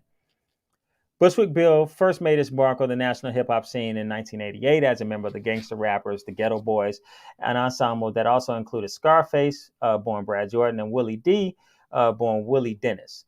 The Ghetto Boys' raw, violent lyrics pushed the envelope of gangster rap and earned the group notoriety when Geffen Records refused to distribute the group's self-entitled 1990 release. In 1991, Bushwick Bill lost an eye. I remember this space. I remember this particular time, and I remember this event that happened because this actually led to him making the song This actually is, he raps about it also in his verse on My Mind is Playing Tricks on Me. But I actually remember this because it did make some news in the music world. Lawson Eyes, after he convinced his girlfriend to shoot him while he was threatening to harm the couple's child. Later that year, Ghetto Boys hit number 24 on the Billboard 200 albums charts with We Can't Be Stopped. The album featured a graphic cover photo of Bushwick Bill's injury that spawned the hit single My Mind's Playing Tricks on Me. I was in high school when this happened, so I remember this very well. In the statement, Bushwick Bill alleges that the infamous cover photo of the record was taken without his permission. I mean, that's neither here nor there, because if the record company owned the photo, he has no standing. You can't sue them for it. It can be taken without your permission because you don't own it. When I was drugged up in preparation for my 5-hour surgery to be done the next day, the label executives pulled the patch off my eye and shot the picture, he said. I never saw the photo or the result of it until it was released on store shelves because they owned my likeness. Again, this is why you don't sign contracts without legal representation, because your likeness can be exploited. Okay? This is just something that, unfortunately, they didn't know at the time, but we know this now. And for people who are having their likenesses exploited by companies that they're representing, you need to go and review your contract. Again, don't sign contracts without legal representation. For you new artists that are going to be getting signed big deals, these are things that can happen to you. Your likeness can be exploited, and there's not a darn thing you can do about it. Okay? Also, during that time, according to Bushwick Bill, representatives of the label were constantly at his bedside. Every time I woke up, I would see them standing there next to my bed, and I felt the only reason they were there was to watch out for their investment. True. That is true. It's heartless, as it may seem, but that is true. They have an investment to protect, not for me as a person. And that's fair. That's fair enough. Stan Sucher, a music industry attorney and author of They Fought the Law, Rock Music Goes to Court, concurred with Victor Ross' assessment that when labels take out life insurance policies on an artist, take out a life insurance policy on an artist, excuse me, let me just read that correctly. It is because they are worried that they won't be able to make back the money they invested. Like I mentioned before, you die on tour, we don't make the money back. It's gone. So we have to recoup that money some kind of way, life insurance. And that's like the easiest way to at least, and maybe not even recoup all of the money, but at least some of it. Sometimes with a recording company, they may be interested in guaranteeing that they have a healthy artist. He said, I'm not taking either side here, but from the record company's point of view, they are probably saying we're investing a lot of money in the artist, but what if we are unable to recoup it? Well, here's a way to do it. It is unusual, Sucher continued, but it happens. All right. So this is something, again, condolences to Young Dolph's family, especially his kids and people that worked with and for him. But this is something that happens within the record company. It's just it's unusual. It's not done often, but it is done a little more than you think. And it definitely happens. Again, I'm not saying that it is a great practice. I'm not even making the assessment of whether or not it should practice. I'm just telling you why it happens. Why it happens. Okay. So we got one more thing that I'm going to do. I'm going to try to wrap this up here quickly here. So a compositional technique that I want to talk about is scales. And I want to talk about a particular type of scale. Now, my brother and best friend, Dr. Thunder, just released a video talking about bebop scales. And that's going to be the focus of the compositional techniques portion of today's broadcast. Again, for those of you that are here with me and have been rocking with me most of the time, please like, share, subscribe to the video, hit the notification bell, and also make sure you tap all for your notifications, so you get all the notifications when I'm going to be going live and so on and so forth, and performing live as well. Also visit me at dougpiercemusic.com. Again, that's www.dougpiercemusic.com. Say hi at facebook.com/Doug Pierce Music. Also, support me via Cash App, $Pierced Ear Music. Again, that's $Pierced Ear Music, $PIERCEDEARMUSIC. All right. So let's get into these bebop scales here. Okay. Now, in the general world of music, we have 5 sort of types, qualities of bebop scales. Those 5 types would be major. There we go. Major. Melodic minor, harmonic minor. What's the other one? Major. Dominant. So we got major, melodic minor, harmonic minor. Let me look at my cheat sheet because I don't think about these. I just use them as I need to. As I need to. Major, major, Dorian, melodic minor, harmonic minor, and dominant 7. Those are usually the 5 types. Now, these 5 types, Dr. Thunder describes as locations within general locations within the actual scale itself. People like to think of bebop scales as octatonic scales or 8-tone scales, and technically that would be right because there are 8 different notes.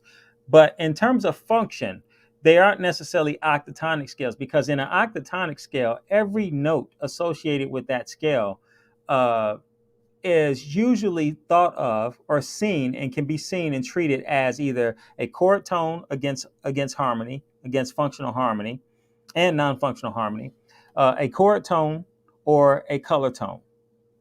Okay, they can be thought of either as a chord tone or a color tone. So they have particular uses and functions against the quality of the chord or the harmony that's being implied or dictated at the moment. Okay, in the case of bebop scales, they are only octatonic because of what Dr. Thunder, shout out to Dr. Thunder, in naming this. Most people call it a chromatic passing tone. He likes to think of it as a chromatic interloper. It is the one note that doesn't really belong in the scale. The only thing that I would challenge this on one notion would be, I could also think of the 4th scale degree in the Ionian scale as sort of an interloper, because against the root chord quality of the tonic chord in the scale, in the major scale, Ionian scale, all of the notes with the exception of the 4th on the top of the chord would be either a chord function as a chord tone or color tone of some type of color tone. The only way that I get I'll have to do a short tutorial on how this works to get it to sound palatable to the ear without having an issue of intensity, an intensity issue, having a minor 9 built into the chord, would be to take the 3rd and treat it as a 10th, not 12th, 10th, as a 10th, and then taking the 4th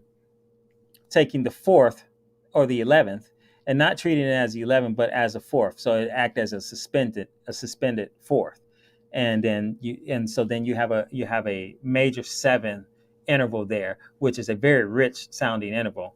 It is a little intense and there is a bit of a rub there, but it is a colorful interval locked inside of the chord there. But anyway, I'll have to do a tutorial on that. But he talks about it as the chromatic passing tone being the interloper, the one note that doesn't belong, because that's the one note that you would not typically land on as a target note and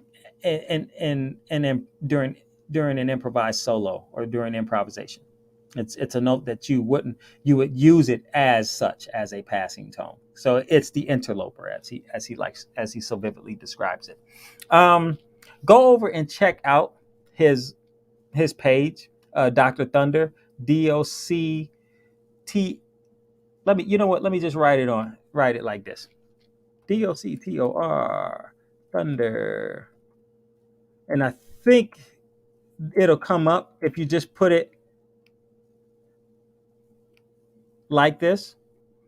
If not, then add the music after it too as well. But I think Dr. Thunder, if you spell it out like that, it comes up. Spell out Doctor and then Thunder. And he has that video there on his YouTube page. Check it out. It's entitled Leveling Up. Actually, I just pull it up because I have it queued up here. Let me share it with you. It's a wonderfully done video. It's about an hour or so long. And let me see. Yep, I have it queued up here. So here you go. That's my bro here. Leveling up your chromaticism game with 140 bebop scales. Okay, so check this video out because it's fantastic. He gives a lot of great playing examples on how this works and so on and so forth. Let me pull up this one here. So, oh, wrong one. That's the wrong one. Excuse me. We're building it while we're flying it, baby. I can just do the search here. Oh, gotta spell scales right.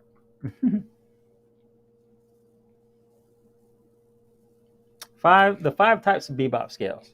Okay. He talks about the definition of a scale. I just add one thing to this. So he says is a specific set of notes that are arranged either going up or going down by their pitch, one step at a time. Now, I would suggest that one step at a time in many cases, but there are two cases that I can think of readily that actually more than two. There are a number of cases actually because you have harmonic major, harmonic minor. You also have double harmonic major.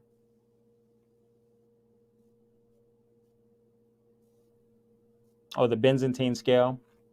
What's another one? Oh, the augmented scales. The augmented scales. Because they have the augmented, all those scales I mentioned, they all have an augmented second or minor third, in harmonically minor third interval locked into the scale. Okay? Locked into the scale. He mentions that a lot of scales are usually major, minor. Most scales are heptatonic, meaning they have 7 different notes. And then the 8th note is just the repeat of the tonic, an octave higher or lower, depending on the direction you're going in. And then he describes the bebop scale as sort of being basically a scale, a major or minor scale that has that chromatic passing tone, or as Dr. Thunder likes to say, that interloper tone that's there. The two I want to focus on. There are two I'd like to focus on. Which ones did I say I wanted to focus on? Three. Is the major bebop scale, the melodic minor bebop scale, and the dominant bebop scale. Okay.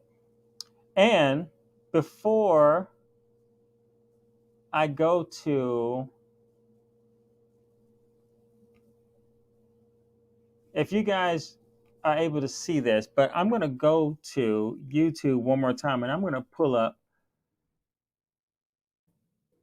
the great Barry Harris talking about this particular scale. He describes this scale as the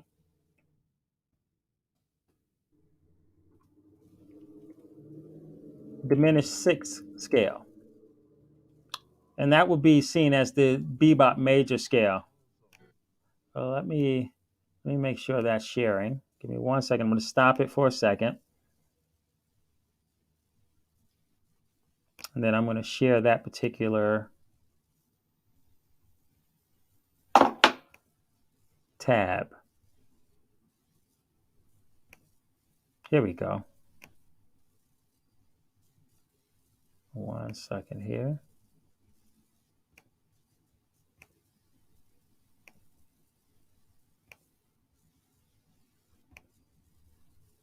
There we go. All right.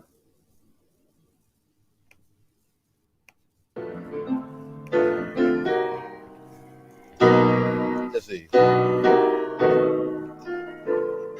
The master.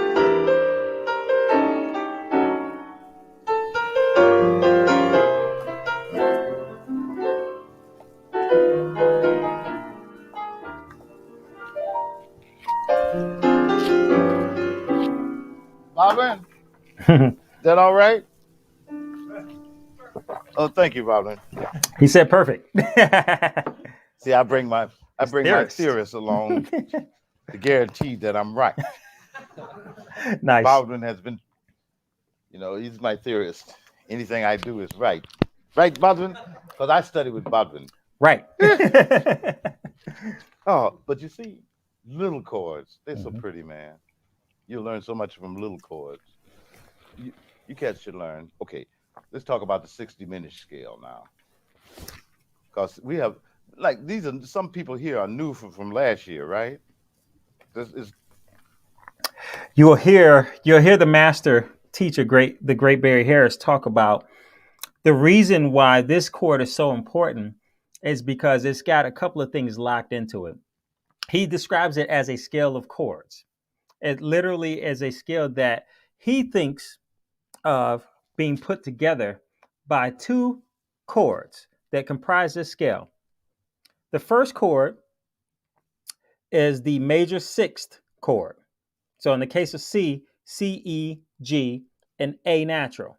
Okay, if you just stack it from the bottom, C, E, G, and A natural. Okay, and then next to that one, the so the major 6 chord, and then next to that fully diminished chord, a whole step away from that, a chord built a whole step away from the root of this major 6 chord would be a fully diminished 7th chord. And so in the case of C, now the other chord would be D, fully diminished 7. D, F, A flat, B natural. Okay, I'll describe that chord again. D, F natural, B flat, B natural. Excuse me. Sorry about that. B natural. Okay, that's the diminished 7. And so that's why he calls it the scale of chords, because it's comprised of 2 actual chords there. Now, a lot of people think of the bebop major scale. This is what he's describing as the bebop major scale. They think of it as the Ionian scale with a chromatic passing tone between the 5th and the 6th note of that scale. So either way, whatever gets you ticking and gets you going, how you like to deal with it. But I like his description here, and the reason why I like his description here is because of the functional harmony that's actually locked into the scale. So it's always going to be a major chord or a minor chord followed by some type of diminished 7th chord, which typically leads you to the next chord here. Okay, to the next chord. And I'll let him describe it further here. But I just wanted to kind of give you a little bit of perspective on where he's coming from when he talks about this. It's different people, right? Okay. There's a scale you should learn, and it's called a 6 diminished scale. This is my personal scale. It has been endorsed by Bowden. Now, the 6 diminished scale is this. If you play a C6, you will notice that this C6 is composed of 2 diminishes. The E and the G belong to the E diminished. The C and the A belong to C diminished, right? There's 1 diminished that's not there. So we take that diminished and we say, and that's our scale. Yeah. See our scale?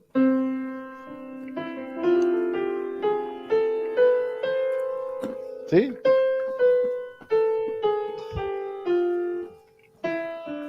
Now, here's our scale. It's a major scale. It's a major scale with a note in between the 5th and 6th. Now, the advantage of this scale is this. This scale not only has the dominant of the major, it also has the dominant of the relative minor. And So this is important. The reason why this is important, excuse me, I had to take a little snack while he was talking. I didn't swallow fast enough. Chew it up and swallow fast enough. That kind of came out wrong. Pause. Anyway, but this is important because a lot of times when we're in a major key, we think of functional harmony as it pertains to like Baroque or classical music, Baroque and classical music. As always, major, and you go to the relative minor by way of some sort of dominant 7 chord getting us there. And usually it's a dominant 7 chord built off of the third of the major scale. Okay.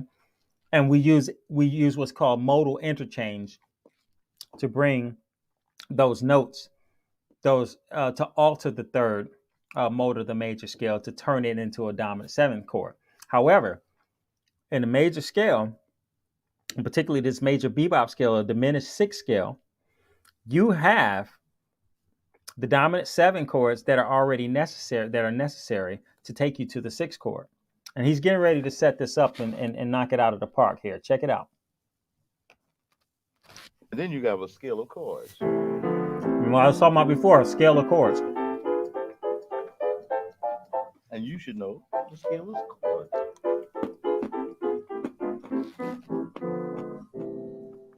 You should know the scale of chords. Play C minor 6. Minor.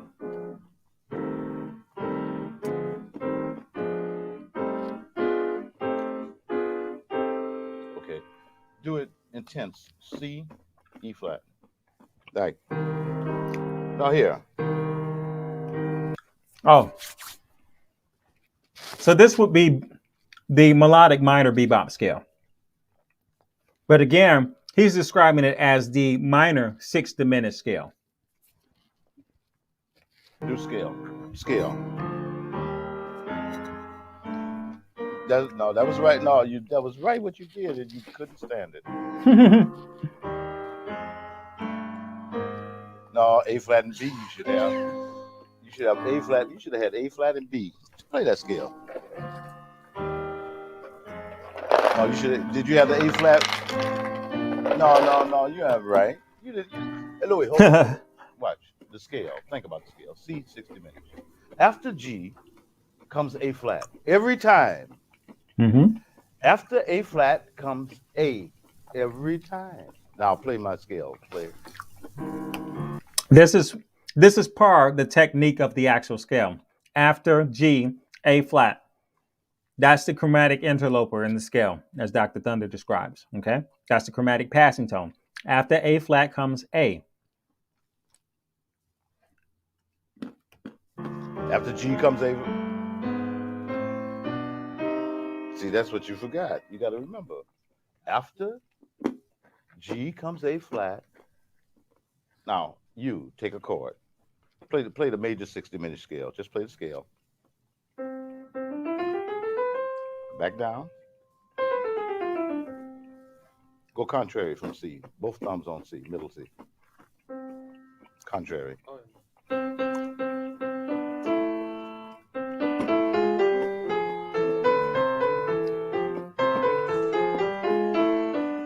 Contrary from C, major.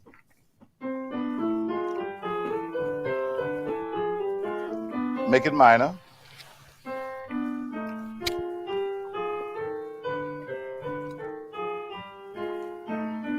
Make it minor. No.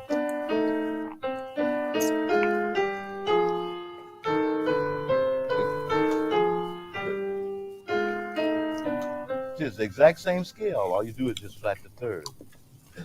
Now it's like it includes the harmonic minor scale. See? It includes the harmonic, except it's got one more note than the harmonic minor scale. It's got one more note, which we need. We need that 6. Classical musicians didn't use that 6 quite as much as we use it. Am I right, Badrin?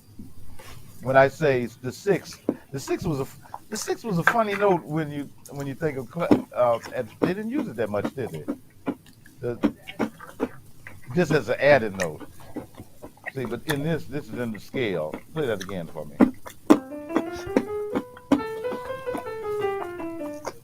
Both hands. Both hands. Both hands. Okay. So the master teacher is kind of getting into like practice now. Talking about practice now. Now he mentions that the harmonic minor is included.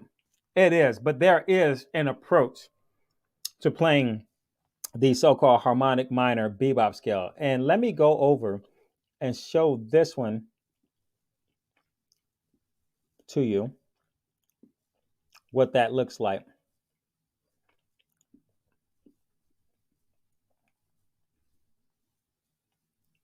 Okay.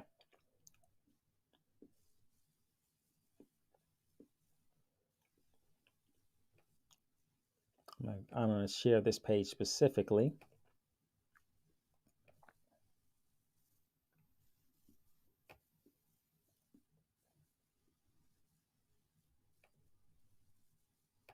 Okay.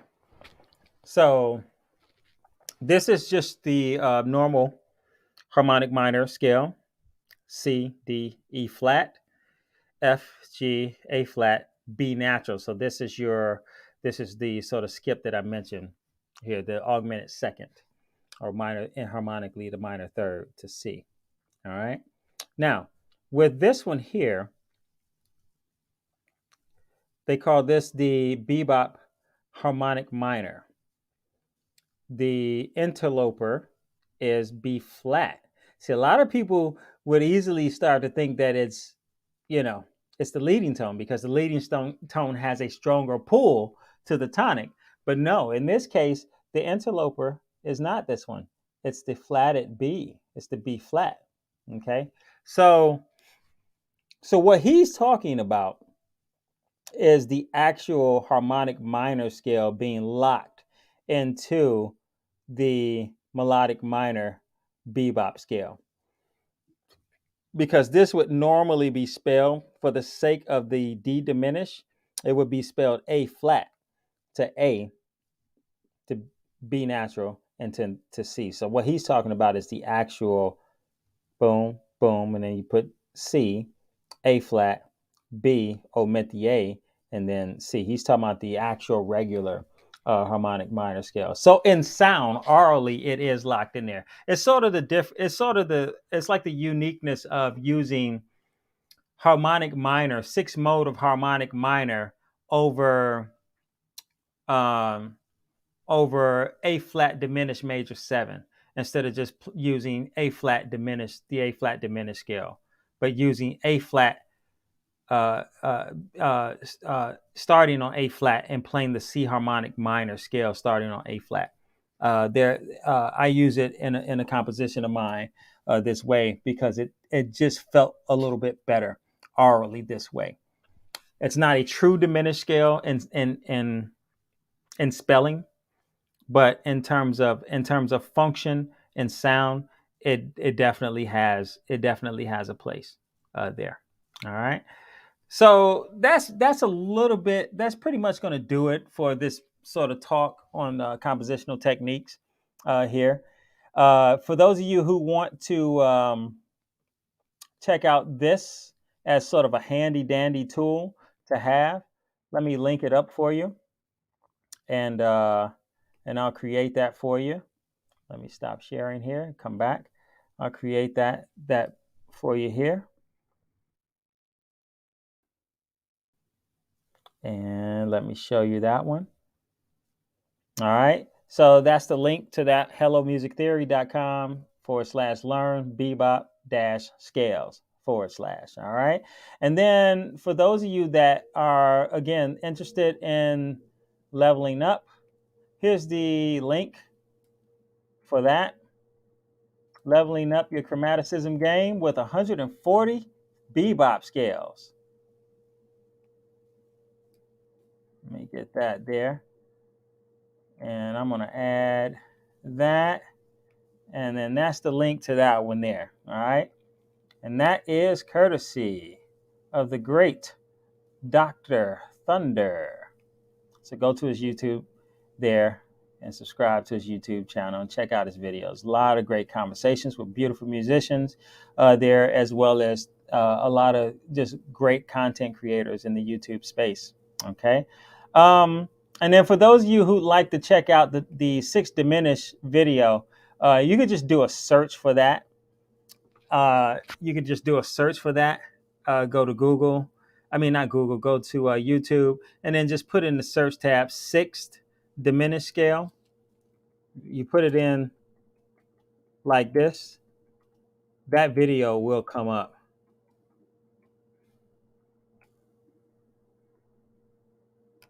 And just do, yep. Just make it look like that, and that'll come up.